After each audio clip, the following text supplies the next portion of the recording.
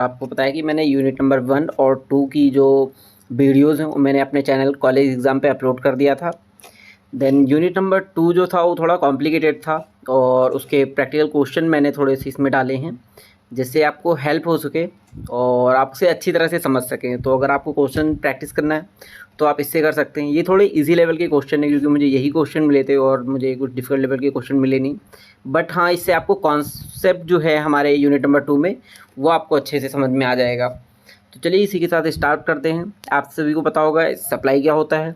इसके रिलेटेड हम क्वेश्चन की बात करें तो क्वेश्चन से हम स्टार्ट कर रहे हैं। तो सबसे पहले हमारे पास एक क्वेश्चन आता है जिसमें दे रखा है a Ravi gifts a laptop to his friend, it is considered a supply under GST. जो रवि नाम का एक पर्सन है वो अपने दोस्त को लैपटॉप गिफ्ट करता है, तो क्या ये सप्लाई आएगा जीएसटी के अंडर में फिर नहीं आएगा। तो यहाँ पे मैंने सॉल्यूशन भी यहाँ पे ऐड कर रखा है। इसमें क्या लिखा हुआ है, no because it is not made in the course of business and there is no consideration. ये क्या है, जीएसटी के अंदर नहीं आएगा इसलिए क्योंकि ये क्या है, इन द कोर्स ऑफ बिजनेस, यानी कि ये बिजनेस से रिलेटेड कोई ट्रांजैक्शन नहीं हुई है। ये क्या हुआ है, ये केवल एक फ्रेंड को गिफ्ट दिया गया है।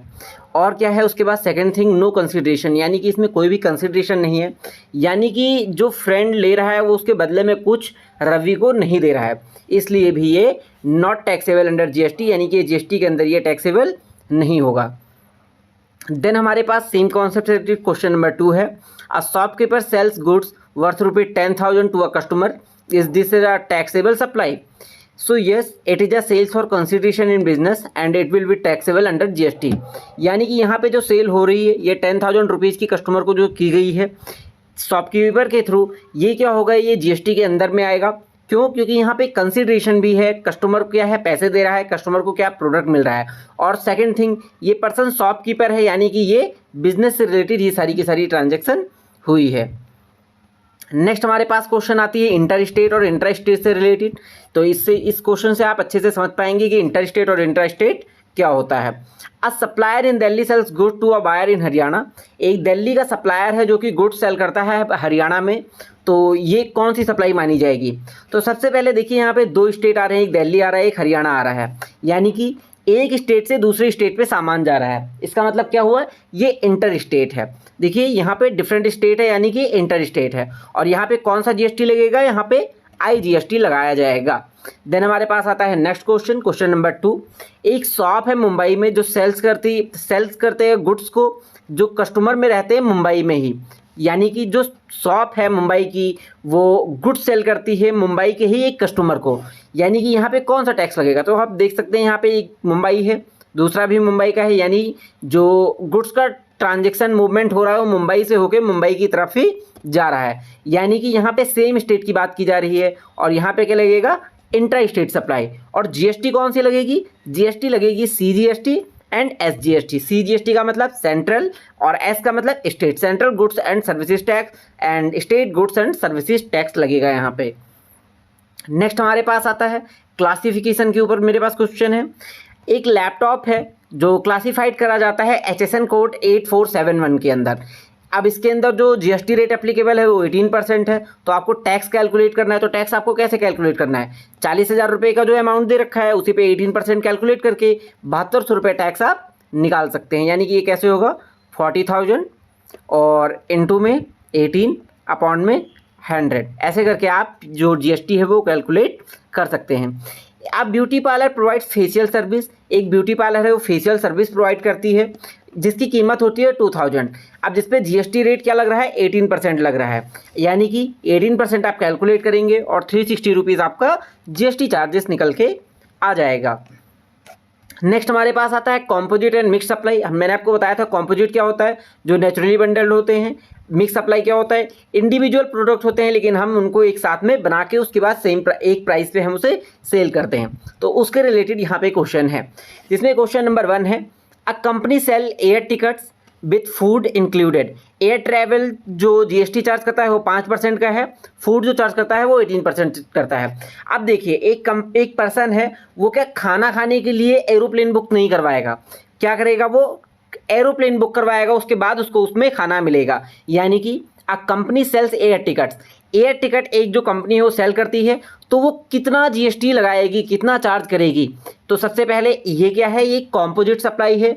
और एयर ट्रेवल क्या है, जो हमारा एयर ट्रेवल है वो मेन आइटम के अंदर काउंट होगा, तो इसलिए हमारे पास जो जीएसटी लगेगा वो कितना लगेगा, 5% का लगेगा। सेकंड क्वेश्चन हमारे पास आता है मिक्स सप्लाई के ऊपर। A combo pack has chocolates, एक चॉकलेट है जिसका 18% रेट लग रहा है, ड्राई फ्रूट्स है जिस पे 12% लग रहा है, इसको 1000 रुपये पे बेच दिया जाता है। सॉल्यूशन क्या आएगा, it is a mix supply, यानी कि ये क्या है, ये मिक्स सप्लाई है, यानी कि ये इंडिविजुअली एक साथ नहीं है, यानी नेचुरली जो एक साथ है, एक बंडल नहीं बना हुआ है। यहाँ पे इंडिविजुअल प्रोडक्ट है, उनको हमने एक साथ बना के उसके बाद प्राइस पे बेच दिया है। तो यहाँ पे क्या होगा, यहाँ पे जो भी हायर जो टैक्स रेट लगाया जाएगा जिस प्रोडक्ट पे, वही ओवरऑल लगेगा। यानी कि जो यहाँ पे 1000 रुपये का पूरा प्रोडक्ट बेचा गया है उसके ऊपर हमारा 18% जीएसटी चार्ज होगा, इससे 180 रुपये निकल के आ जाएगा।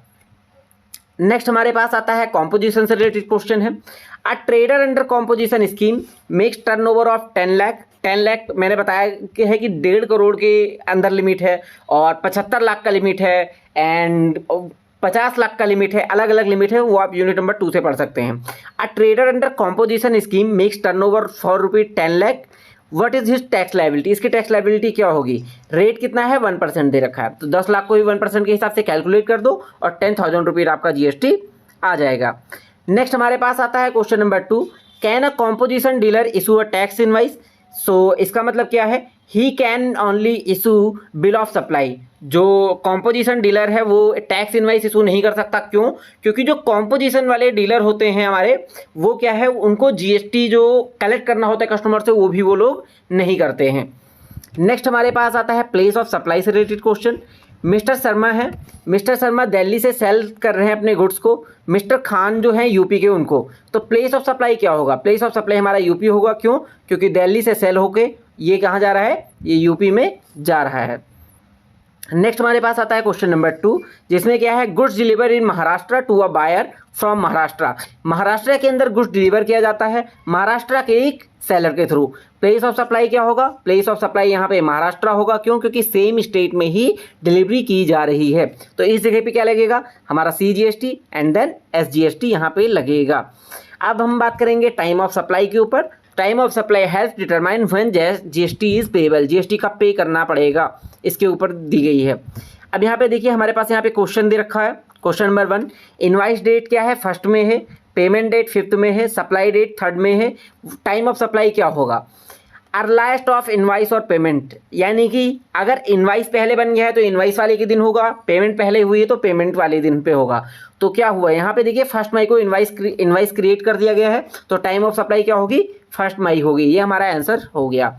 Then question number 2, service provided on 10th June, invoice on 12th June, payment receive on 8th June. तो यहाँ पे क्या है, यहाँ पे 8th जून होगा, पूछिए क्यों, क्योंकि जिस दिन हमें पेमेंट मिलता है, या हमें अगर पेमेंट हमें पहले मिल गया तो हम पेमेंट वाली डेट को काउंट करेंगे। इसका मतलब अर्लायर ऑफ इनवाइस और पेमेंट 8th जून को जो आपको पेमेंट मिल गया है, तो टाइम ऑफ सप्लाई क्या होगी, 8th जून के अंदर काउंट की जाएगी। नेक्स्ट हमारे पास आता है value of supply. The transaction value price actually paid is considered, it include taxes other than incidental expenses associated linked to the price। यानी कि जो सप्लाई की जा रही है प्रोडक्ट, उसकी वैल्यू क्या है, मॉनेटरी वैल्यू उसकी क्या होगी। तो देखिए गुड्स जो सोल्ड किए जा रहे हैं 10,000 रुपीज़ के, उसमें पैकिंग चार्जेस है 500 रुपये, फ्राइट चार्जेस है 1,000 रुपये। आपको टैक्सेबल वैल्यू कैलकुलेट करना है, तो क्या क्या होगा, ये 10,000 होगा, पैकिंग चार्जेस होगा 500 रुपीज़ वाले जो है 1,000 रुपीज़, ये सारा कैलकुलेट होगा। देन हमारा ये 11,500 रुपये यहाँ पे बन के आ जाएगा। नेक्स्ट हमारे पास क्वेश्चन नंबर 2 है। मिस्टर ए जो है वो सेल करते हैं गुड को 50,000 रुपये का, उसके बाद वो क्या देते हैं, 5,000 रुपये का डिस्काउंट दे देते हैं। What is the value of supply, इसमें सप्लाई क्या होगी, यानी कि अगर वो 50,000 रुपये का प्रोडक्ट सेल कर रहे हैं, 5,000 का डिस्काउंट दे रहे हैं, तो ये 45,000 रुपये का प्रोडक्ट बनेगा, यानी कि वैल्यू ऑफ सप्लाई क्या होगी, 45,000 रुपीज़ होगी। इसी के साथ हमारे यूनिट नंबर 2 का जो क्वेश्चन थे, प्रैक्टिकल क्वेश्चन इन्हीं कहते हैं, जो हमारे कंप्लीट हो चुके हैं। और मैं अभी बहुत ही जल्दी मैं यूनिट नंबर 3 भी अपलोड कर दूंगा थोड़ी ही देर में, 1 घंटे या फिर 1.5 घंटे में, तो आप उसे भी देख लीजिएगा। और उसमें क्या है, मैंने क्वेश्चन साथ में ऐड कर रखे हैं, पहले कॉन्सेप्ट है देन क्वेश्चन है। तो इसी के साथ चले, मेरे चैनल को सब्सक्राइब कर लीजिएगा, और अगर आपको नोट्स चाहिए तो टेलीग्राम चैनल ज्वाइन कर लीजिएगा। Thank you so much.